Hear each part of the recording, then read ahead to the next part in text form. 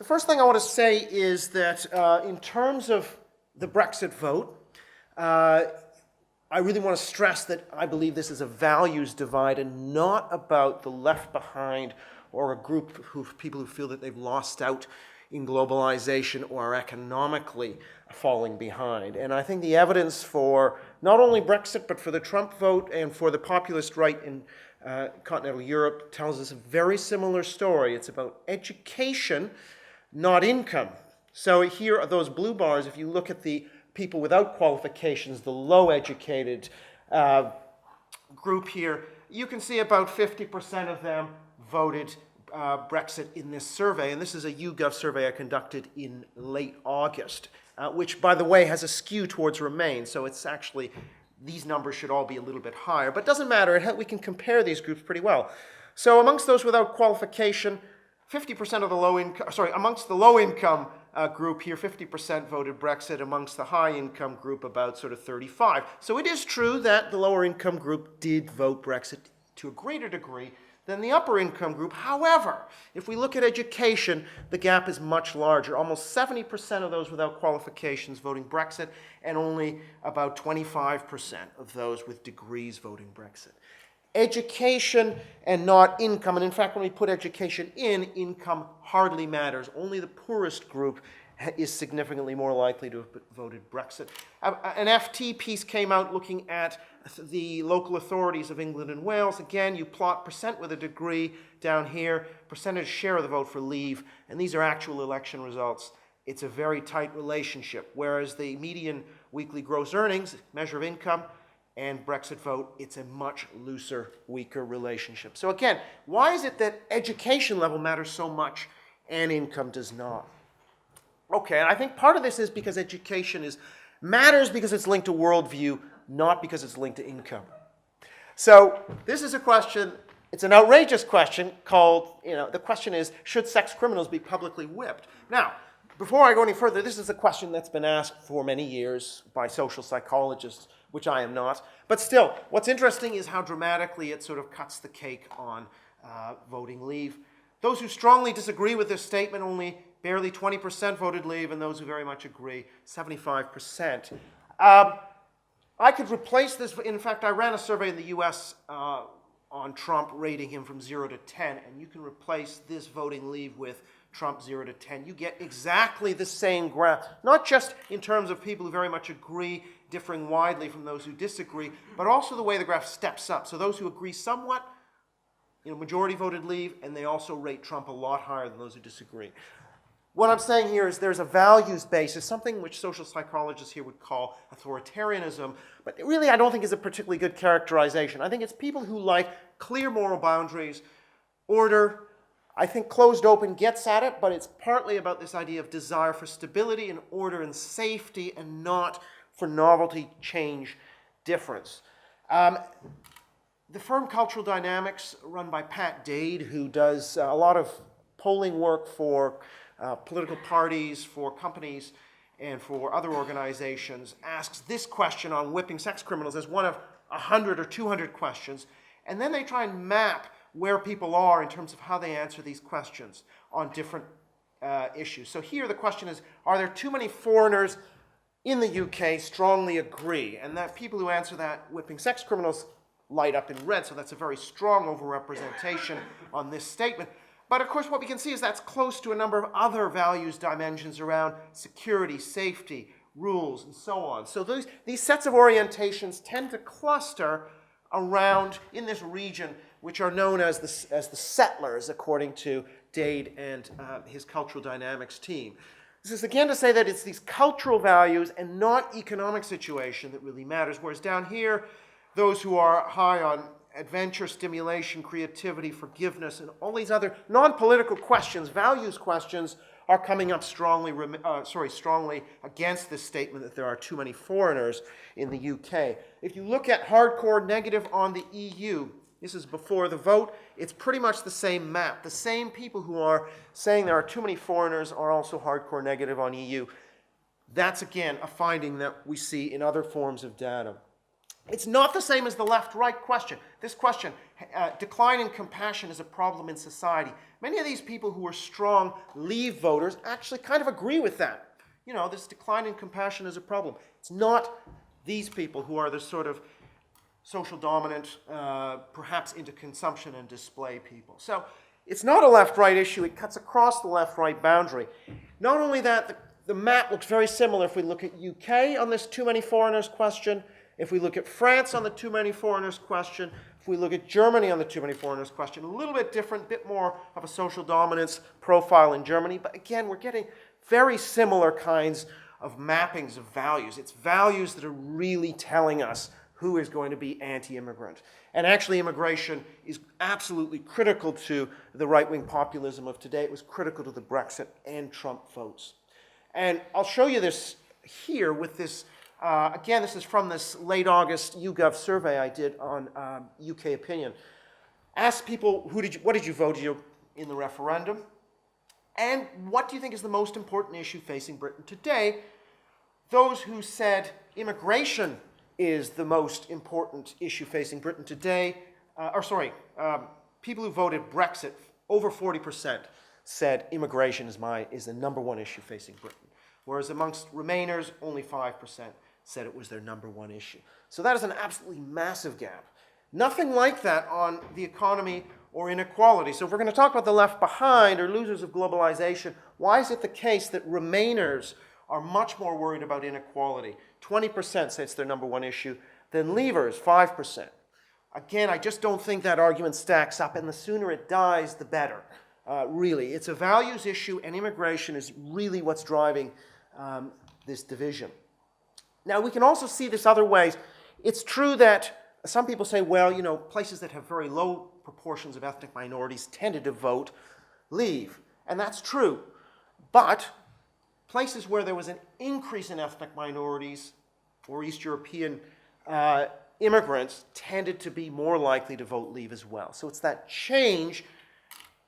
This down here, we have the point increase in East European share in local authority in the 2000s. So a place that had a 10% increase in A8 immigration in the 2000s tended to vote, on average, 67% Leave compared to about 52% for those who had a 0-point increase. The scales are going to be affected a little bit by the fact that we've controlled for a couple of variables here, such as proportion white British. Okay, so I've kind of tried to make the case that we have an expression. The Brexit vote was kind of an expression of two Britons. One in values terms, which is more open to change and diversity, and the other which is more concerned with stability, order, security.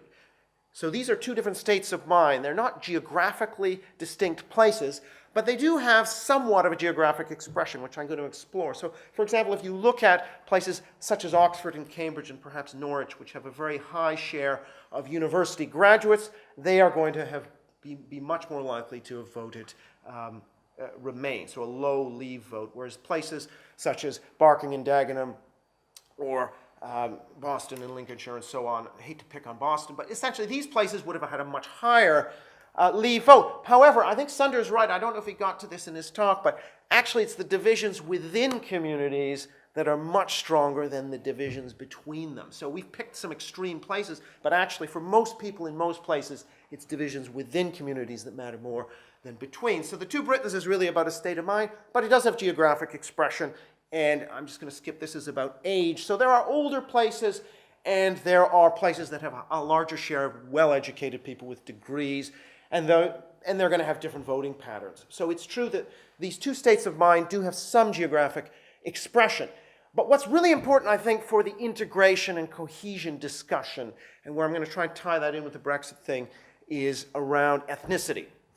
Because we know, and this is from Martin Rosenbaum's recent BBC data looking at the Brexit vote at ward level, that, for example, places with a 90% non-white share tended to have only about a 25% vote to Leave, whereas those that had zero minorities, it's closer to 60. So ethnic minorities were much less likely to vote Leave, although many ethnic minorities did vote Leave. It's important also, if in fact ethnic minorities are increasingly or becoming concentrated geographically, then that will contribute to a two Britons phenomenon. As we note in the US, residential segregation is extremely high, and partisan segregation is also very high. And that partisan segregation is not because Democrats move to Democrat areas. It's largely because whites tend to vote Republican and whites tend to live in white areas, and vice versa for minorities. Are we seeing some kind of a situation of this nature developing in Britain and creating this two Britons phenomenon? And this is just dividing it by blue as leave and yellow as remain, and this is more to population scale. There is a point about geography that I want to make too. It's not just about people who are, let's say, well-educated or ethnic minorities moving to areas that are diverse.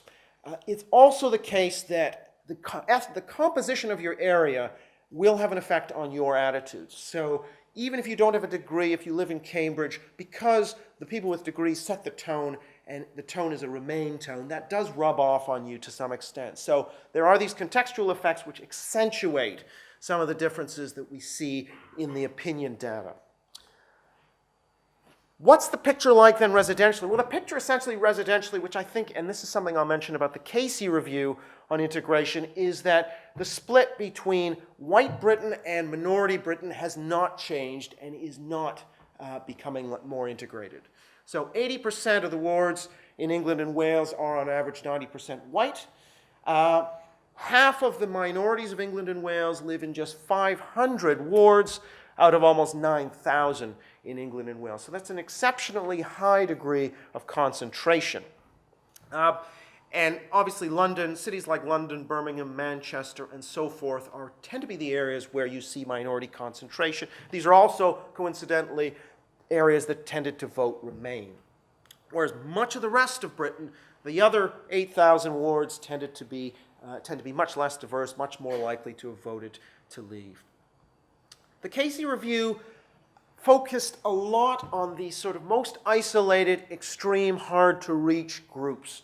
Not only groups, but elements within groups. So very conservative Muslim women,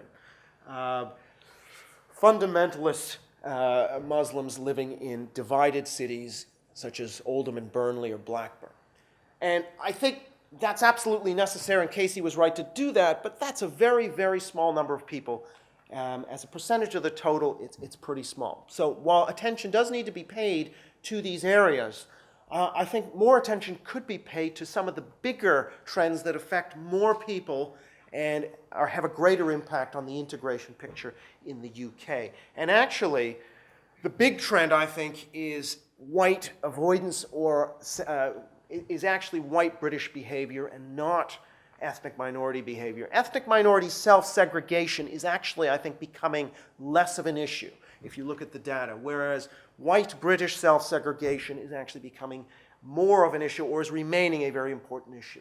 So I want to talk a little bit about that question of white avoidance, white flight, which I talked a lot about in my Policy Exchange blog on the Casey Review, where I said majority avoidance is one of the few holes. But it's an important omission that really didn't see a lot of attention in Casey, and is an extremely important contributor to this two Britons polarization.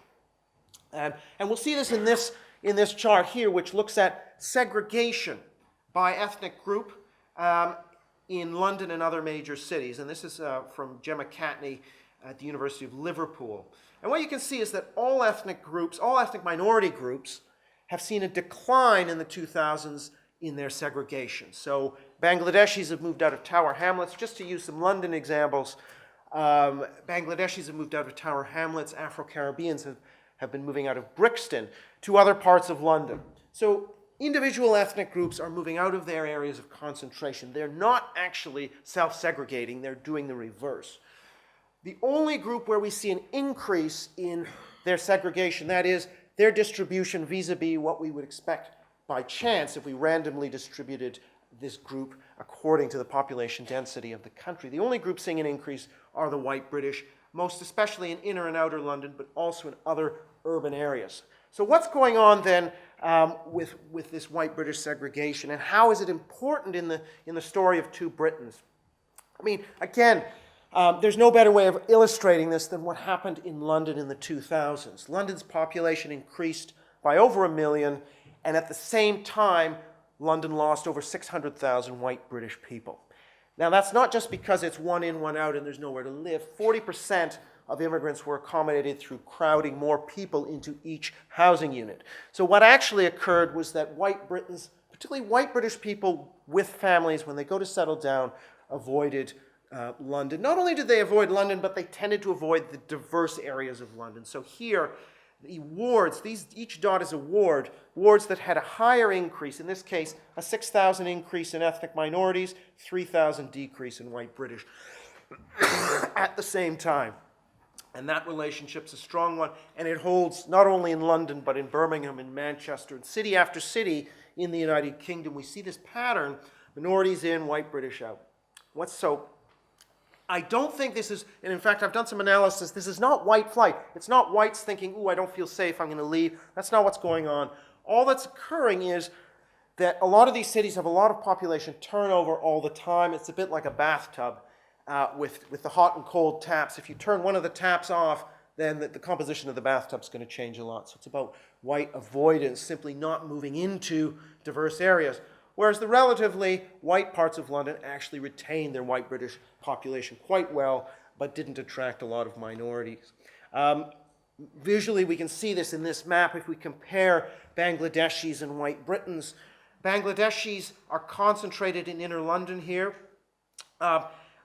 Where did they move to? They moved to parts of London that were not where they were concentrated. So, in fact, they left the areas they were concentrated for these parts of outer London, which had fewer Bangladeshis. So they moved away from themselves, essentially, in the 2000s. White British, we see a very different picture, actually. White British are concentrated more in outer London, particularly in the southern parts of London and east. Where did white British move to in the 2000s? Largely in towards areas where they were already strong, with a few exceptions, such as Islington and Hackney, where you had gentrification. But in terms of people with families settling down, what's going on essentially is white British are moving towards their own concentrations, which is a different pattern than we see with minority groups. Casey doesn't have a lot to say about this and doesn't have a lot to say about residential segregation, full stop. The only thing I saw here was we want to improve our understanding of how housing and regeneration policies can improve integration and reduce segregation. Pretty tepid stuff, doesn't really, but actually I don't want to fault Casey because there's not a whole lot of policy research on how we address ethnic segregation. There's a lot of talk about having a mix of wealthy and poor residents in a housing development, but very little talk about what to do about ethnic segregation. It's a very tricky area. And so we can kind of think, in just the last few slides here, we can kind of think of a few possible ways to address this, many of which I have to confess are pretty blue sky. So we can go with enforcement, where it's about incentivizing you to change your behavior, speed fine. Or there's this concept of nudge, which is that we change your environment and work on some of your psychology. So you feel bad that you're speeding because you see a sad face, so maybe you'll slow down. This is less intrusive, because the thing is, if we were very intrusive like the Singapore government, Singapore doesn't have any ethnic segregation. Government tells you where you're going to live, and it engineers segregation out of existence. But if you give people choice, they will become segregated. So what can you maybe do in a free country? I don't know. There are some possible things that I've been thinking about, but nobody's really done research on them. I mean, one could be on home design. Would it be the case that period homes with gardens might be attractive to white British people and might keep them in diverse areas? Because part of what this is about is trying to encourage white British people to remain in moderately diverse areas, areas from, say, 50 to 80% white. But those kinds of areas tend to tip and become less white. So perhaps building that kind of a home might help to attract more white Britons to live in places like Newham or parts of Birmingham, which are quite diverse. There's an interesting paper on schooling, because schools are even more segregated than neighborhoods and ethnically segregated. And this paper found that parents, particularly white parents in America, tended to hugely overestimate the share of ethnic minorities in schools. So it could be the case that if you published accurate ethnic composition information for schools, people might, again, this has not been proven, might become a little bit more, a little less fearful about the actual composition of those schools, and maybe more willing to send their pupils there. So that's another possibility. And then finally, school brochure design. We know that sometimes brochures are designed with more ethnic minorities just to make ethnic minorities feel more comfortable about applying to a particular school or program. I don't see why you couldn't do it the reverse way, that in diverse areas put a few more white faces on than you might otherwise from the actual composition of the school to try and retain whites in those areas. So just to conclude, I talked a bit about the Brexit vote as an expression of a kind of two Britons polarization. In terms of integration and cohesion, a lot of the residential trends I've talked about are actually reproducing or intensifying this two Britons phenomenon. Diverse areas are getting even more diverse. Whites are avoiding those kinds of areas. And even though individual ethnic concentrations are dispersing, because of white avoidance, we're maintaining these two Britons, one incredibly white, one very diverse. And not coincidentally, those are now also expressing themselves in voting patterns. So this risk of two Britons, again, not as extreme as two Americas, but are we moving in that direction? Something to think about.